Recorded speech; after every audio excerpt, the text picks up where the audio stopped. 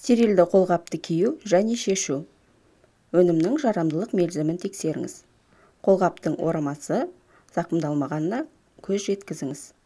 Қолғапты өзіңізге ыңғайлы етіп қойыңыз.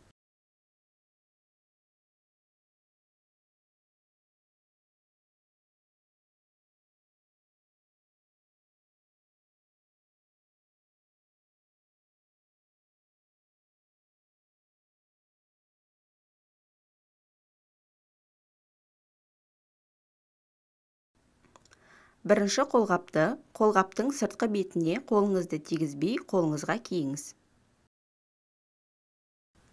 Келесі қолғапқа дайын қолбағыңызбен қайырылған жеріне тығып, екінші қолыңызға қолғапты киіңіз.